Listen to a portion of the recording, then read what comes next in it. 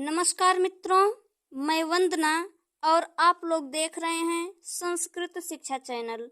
मित्रों, आज के वीडियो में हम लोग संस्कृत साहित्य देखते हैं। सहितयोः भावः साहित्यम, अर्थात शब्द और अर्थ मिलकर साहित्य का निर्माण करते हैं। संस्कृत साहित्य जो है उसका काल के आधार पर विभाजन देखते हैं। तो काल के आधार पर संस्कृत साहित्य के दो भाग हैं, वैदिक साहित्य और लौकिक साहित्य।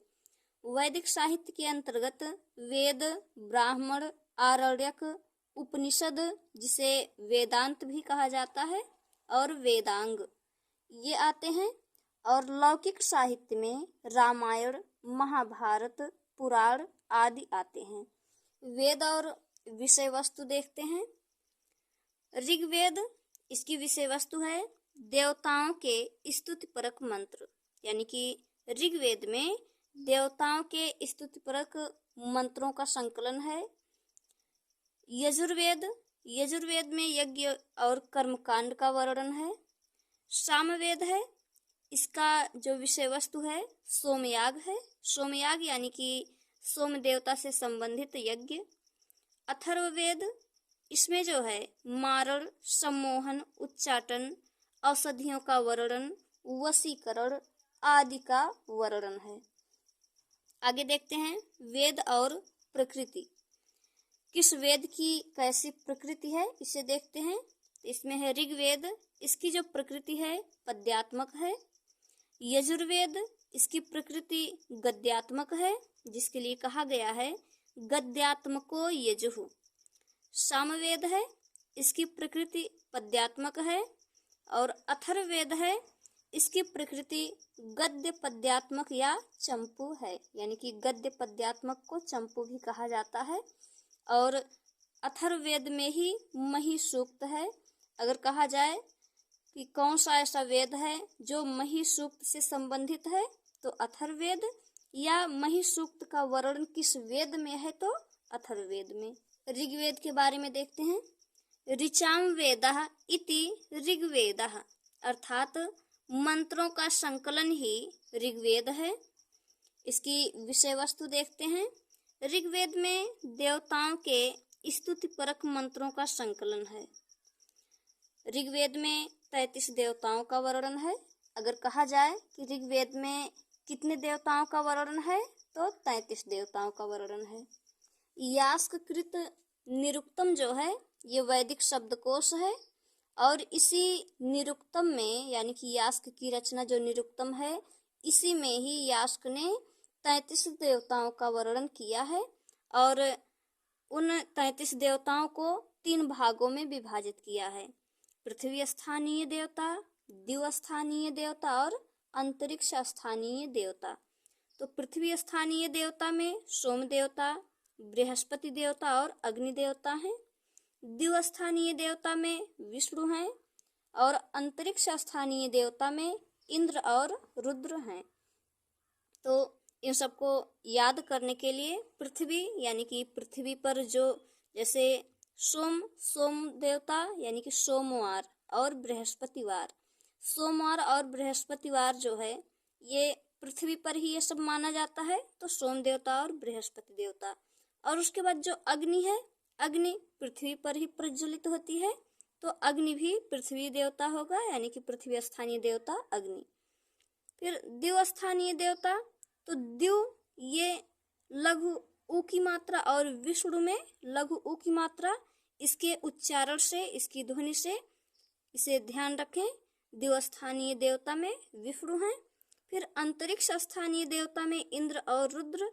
अंतरिक्ष में यहाँ रा है, तो इंद्र और रुद्र दोनों में रा है, तो इससे ध्यान रखें कि ये जो है अंतरिक्ष स्थानीय देवता हैं।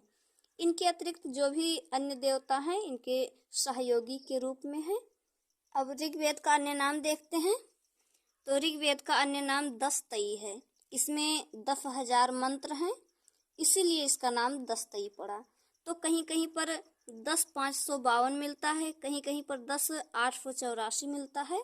तो इसमें जो है 10 है, 10,000 करके है, इसीलिए इसे दस्तई कहा जाता है। और ऋग्वेद का विभाजन देखते हैं। तो ऋग्वेद को 2 क्रमों में विभाजित किया गया, अष्टक क्रम और मंडल क्रम। अष्टक क्रम में 8 अष्टक हैं, 64 अध्याय, 1028 सूक्त तथा 10,000 से अधिक मंत्र हैं। मंडल क्रम है, इसमें 10 मंडल, 1028 सूक्त, 10,000 से अधिक मंत्र हैं। आगे देखते हैं, ऋग्वेद के मंडल और ऋषि देखते हैं। तो ऋग्वेद में जो मंडल है पूरा 10 मंडल है और इसके ऋषि को तैयार करने के लिए एक ट्रिक है, दिग्री विवा अभाव कशोका। दिग्री विवा अभाव कशोका, इससे जो है जो मंडल के ऋषि हैं उनको क्रम से तैयार कर लें। तो दी से हो गया दीर्घतमा, दीर्घतमा जो है पहले मंडल के ऋषि हैं। ग्री से हो गया गृत्समद, ये दूसरे मंडल के ऋषि हैं। वि से हो गया विश्वामित्र, ये तीसरे मंडल के ऋषि हैं। वा से हो गया वामदेव, ये चौथे मंडल के ऋषि हैं। आ से हो गया अत्रि, ये 5वें मंडल के ऋषि हैं। भा से हो गया भारद्वाज, ये 6ठे मंडल के ऋषि हैं। वा से हो गया वशिष्ठ, ये 7वें मंडल के ऋषि हैं। का से हो गया कण्व, ये 8वें मंडल के ऋषि हैं। सो से हो गया सोम देवता, ये 9वें मंडल के ऋषि हैं। और का से हो गया कामदेव, ये 10वें मंडल के ऋषि हैं। तो इस आसान ट्रिक के माध्यम से हम लोग ऋग्वेद के 10 मंडल के ऋषि को क्रमशः तैयार कर सकते हैं। ऋग्वेद का जो प्रथम सूक्त है वह अग्नि सूक्त है, या पहले मंडल का पहला सूक्त है, तथा प्रथम मंत्र जो है अग्निमीले पुरोहितम। अंतिम सूक्त जो है संज्ञान सूक्त है, यह 10वें मंडल का 191वां सूक्त है। अगर प्रश्न किया जाए कि ऋग्वेद का प्रथम सूक्त कौन सा है, तो अग्नि सूक्त है। इसकी सूक्त संख्या क्या है? पहले मंडल का पहला सूक्त। और ऋग्वेद के अंतिम सूक्त की सूक्त संख्या क्या है? तो 10वें मंडल का 191वां सूक्त। और ऋग्वेद का अंतिम सूक्त कौन सा है? तो संज्ञान सूक्त।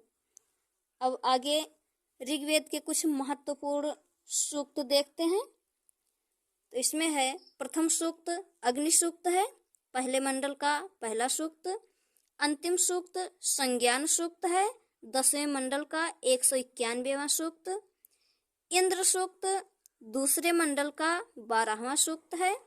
वाक सूक्त 10वें मंडल का 125वां सूक्त है। श्रद्धा सूक्त 10वें मंडल का 151वां सूक्त है। हिरण्यगर्भ सूक्त 10वें मंडल का 121वां सूक्त है। नासदीय सूक्त 10वें मंडल का 129वां सूक्त है। पुरुष सूक्त 10वें मंडल का 90वां सूक्त है। तो इसमें हिरण्यगर्भ सूक्त और नासदीय सूक्त जो है ये सृष्टि उत्पत्ति से संबंधित दार्शनिक सूक्त है, और पुरुष सूक्त जो है यह सृष्टि उत्पत्ति से संबंधित सूक्त है लेकिन दार्शनिक सूक्त नहीं है। तो इस तरह से हम लोगों ने संस्कृत साहित्य के बारे में थोड़ा सा जाना। तो आशा है वीडियो आप लोगों को पसंद आई होगी। तो वीडियो आप लोगों को कैसी लगी कमेंट बॉक्स में अवश्य कहिए। लाइक करें, अपने मित्रों के साथ शेयर करें, चैनल को सब्सक्राइब करें तथा इसी तरह से वीडियो पाने के लिए हमारे साथ बने रहें। अब मिलते हैं अगले वीडियो में, तब तक के लिए नमस्कार।